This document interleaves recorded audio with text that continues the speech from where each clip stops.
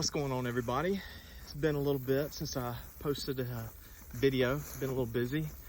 We're out about to fence in a new paddock for some more horses we have on the farm. So going to take a little break and kind of do some follow-up with the video we posted last time about GMOs. During that last video, I said that I'd kind of split some things up and do some more explanation about GMOs, especially since that is still a pretty big hot topic within agriculture. And since then, I've gotten a lot of questions about it as well. So I wanted to take a little bit of time on this video to even explain why we have GMO seeds to begin with, okay? Because last time we talked about what GMO seeds were, the two basic types, so now we'll kind of backtrack and do a little history lesson on why we have GMOs. So all this even has to date back and go back to the First World War.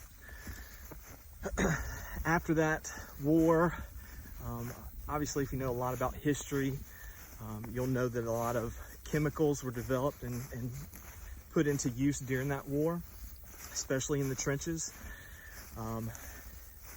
So after the war was done, there was a surplus of all these chemicals that were designed to be weaponized against humans. They had to find another use for them, okay? And this even followed even after World War II and even into the Vietnam War. So they had these surplus of chemicals that they didn't know what to do with. So basically, they reformulated those chemicals, found a new use for them in the agricultural industry. Okay, so different chemical companies kind of switched gears, retooled, and started putting these chemicals to use with our farmers. Up to that point, hadn't been used before. So even all these chemicals that were even designed and used by Nazi Germany in concentration camps, we now decided to implement those same chemicals within our food system. But those chemicals can't be put to good use unless our food, our seeds, are genetically altered, okay? Now, I know a lot of people kind of push back and, say that we've been genetically altering, plants for hundreds and thousands of years, which in some cases is true, okay? But we've been genetically crossing plants in a natural way, whether it's cross-pollination of two different varieties, two different varieties of the same kind of plant. So these crosses that we were doing in our research as scientists and as farmers during the early years, coming across the cows, crossing out of the creek. They've been laying low all day, so they're ready to come out. So we've been doing these genetic crosses in a natural way for a long time. That's what most farmers in agricultural, see, I can't even hardly say it half the time. Part of what they would do every season is pick for example, the best ears of corn. Okay, there's a farm right down the road from us that makes stone ground grits and flour. All right, I know for a fact that every year he goes through and picks the best ears of corn that he has from that season, and he saves those seeds to be able to use for next season. So he's picking the best traits to carry on in the years to come. Okay, so that's how we kind of have genetically chosen more vigorous and higher productive crops in the past. So anyway, all right, so going back to the chemicals, because we need to put these chemicals to use, we had a surplus of them. In order for them to be effective and not kill the crops that they're being used on, these chemical companies had to find a way to genetically change seeds and plants to be able to withstand the poisons, which is what they are, to withstand the poisons and actually produce a crop. So that was the birth of GMO seeds. Not necessarily because they needed more production, but because they needed an avenue, these chemical companies needed an avenue to be able to still sell and use these chemicals. Again, so much of this boils down to money, not necessarily best production, which we'll talk about a little bit later too. So all through the 1930s, even through the 70s, sorry, I'm walking through the woods now, trying to make sure the cows don't run me over. All through the 30s, through the 1970s, things like PCBs were made by different companies. You probably heard of Monsanto before, DuPont, Bayer, all different types of chemical companies. So PCBs were produced, Agent Orange, which was a chemical poison used a lot in Vietnam, pesticide, other things like DDT.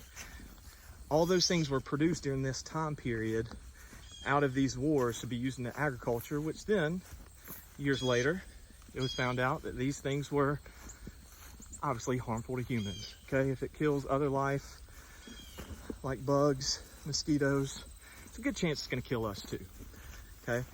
So these chemical companies made these things with the knowledge of what they could do, but they wanted to make more money through agriculture. But eventually those things were found out and the EPA banned those substances. And now we're on to higher tolerance, higher strength GMO seeds, okay? Which then around that time, I think like in the mid 1970s, Roundup was invented. Okay, everybody's heard of Roundup. Most of us have probably used it at some point, especially when it first came out. Because it's supposed to be a miracle chemical, right? Kills weeds, cleans things up. Some of it was even marketed to be so safe you could drink it, which, if that was the case, I would love to see some of these chemical producers go down the aisle at the hardware store and just take a swig of it. But anyway, so Roundup was invented coming off the heels of PCBs, DDT, Agent Orange. So of course, the chemical companies that made those things, they're looking for the next big thing, another way to make money. And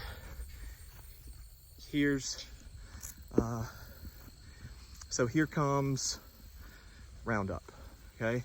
So then it gets turned into a race of, all right, now that we've got this new chemical that we can use right now, since the other ones have been banned, we need to make seeds that can stand up to Roundup. So here comes Roundup Ready, GMO seeds, soybean seeds, corn seeds, then it goes into cotton and other large production, large scale agriculture practices. All right, so all these seeds are now being made to be Roundup ready, to where you can spray all the Roundup, all the chemicals, all you want to on the fields, into the soil, onto our food, and it kills everything except the plant itself, okay? And obviously, when you think about eating food that's been sprayed with poison, been sprayed with Roundup, lots of times these crops and these fields get sprayed really close to harvest time. So many times when crops are harvested and combined and stored, they're being stored within, small containers, still freshly sprayed with Roundup and other chemicals, other pesticides, herbicides. So again, kind of to sum that all up, is the only reason we have GMO seeds is because chemical companies had to do something with the chemicals they produced. They still needed to sell their chemicals. All right, now, another thing that I want to make sure I explain too is that just because something is labeled as non-GMO does not mean it's organic, okay? And this is, you know, with most things agriculture, almost all things basically, I always encourage people to do your research, okay? We take our research seriously when making decisions on what products we'll use and things that we're going to do out on the farm. So I encourage you to do the same thing as well. So just because it's non-GMO doesn't mean it's organic. Now, the reason why that is non-GMO, that label, there's not a ton of strict labels around it. So even though somebody, for example, may be producing a non-GMO feed, which obviously since it doesn't have GMOs in it, means you can't spray it with a bunch of herbicides, because then the plant would die. But it's still very possible that a farmer could still use different pesticides. Now, obviously they wouldn't be as strong or on the same level as GMO seeds, but they could still use pesticides. They still could use fertilizers on their land. So there's a lot of leeway there. So that's mainly, it's a huge reason why we chose the non-GMO feed that we did. We actually went and visited the mill itself in Virginia. We use Sunrise Farms non-GMO feed for our animals. We visited there. We see actually how they raise their animals, which is in line with how we do things as far as being pasture raised, put on fresh grass all the time, high quality feed, basically the way it's supposed to be done. So we saw that they were in line with how they raise their animals, their standards. We know exactly where their feeds come from, their different grains. They continually test the grains of local farmers that also help provide grain to the farm, and you know, everything checks out. All right, so especially for a place like Sunrise and other farms that have things labeled as non-GMO, many times they could be doing things to where they potentially could be certified organic, but because that organic certification has so much cost involved, especially for smaller operations, it's just not cost effective for farms to go under the knife, so to speak, to go under the knife money-wise to become certified as organic. So they just continue to produce the best feed they can in the best way possible, in the cleanest way possible, and they let their customers figure that out and know that for themselves. So again, a lot of these certifications are just another way to make money for people. But also on the flip side, things could be labeled as organic. Like for example, meat and poultry. Okay, you could buy a 100% certified USDA organic chicken breast, but it could be raised in confinement with thousands of other birds, never see fresh daylight, never get fresh air. And the only reason why it's labeled as organic is because it was fed organic feed. So just because something is organic doesn't necessarily mean that it's also clean and raised in the best way possible too. So again, do your research on feed, do your research on where your industrial organic products come from and what that means, which we did a video on labels later, or excuse me, not later. We did a video on labels a while back, so you can go and check that out. But do your research, like I said, okay? There is a healthier and better and more sustainable way to do agriculture. There is a more healthier, sustainable, regenerative way to grow food, to raise livestock. We just got to make the choice to support the things that take us steps closer to that, and defund and not support and don't purchase things that take us further away and cause more damage to the food system that we've already damaged. So there you go. Sorry, sometimes I get to rambling a little bit more about these things than sometimes I realize. But thanks for taking a little bit of time to listen. So just a quick review. 2 types of GMOs. GMOs that are made to be sprayed with herbicides, okay, poisons to kill weeds, but it doesn't kill the plant. Second type of GMO is a pesticide, to where if certain pests were to bite into the plant, the pest would die and the crop lives on, which we'll talk a little bit more about in a little bit. And ultimately, the only reason why we have GMO seeds is because chemical companies had to find a way to use a bunch of leftover chemicals. So next video, I think we're going to talk about more specifically why we chose to go a non-GMO route at our farm and with our animals.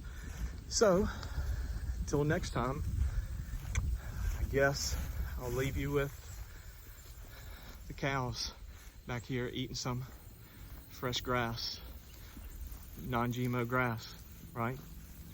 All organic. There you go. Y'all have a good one.